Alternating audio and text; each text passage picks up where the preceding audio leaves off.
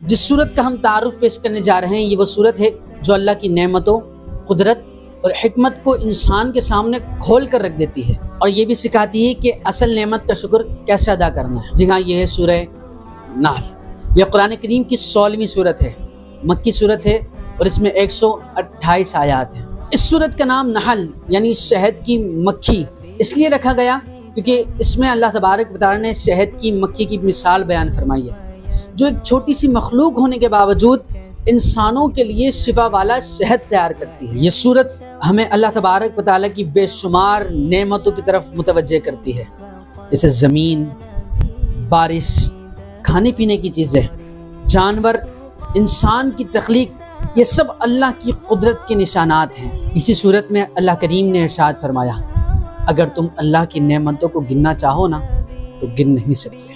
سورہ نحل ہمیں یہ بھی سکھاتی ہے کہ اصل کامیابی اللہ کا شکر ادا کرنے میں ہے، اور ناشکری انسان کو نقصان کی طرف لے جاتی ہے۔ اس صورت میں ہمیں یہ بھی بتایا گیا کہ انبیاء کرام علیہم الصلوۃ کا پیغام ہمیشہ ایک ہی رہا ہے کہ صرف ایک اللہ کی عبادت کرنا چاہیے۔ یہ صورت عدل، احسان اور رشتہ داروں کے حقوق ادا کرنے کا حکم دیتی ہے، اور برائی، ظلم اور فحاشی سے منع کرتی ہے۔ یہ سورہ ہمیں یہ بھی سبق دیتی ہے کہ ہر چھوٹی بڑی نعمت اللہ کی طرف سے ہے، اس لیے انسان کو ہر حال میں اللہ کا شکر ادا کرتے رہنا چاہیے۔ اگر آپ چاہتے ہیں کہ آپ کی لائف میں سکون، رحمت اور برکت آئے تو سورہ نحل کو سمجھیں اور اس پر عمل کریں۔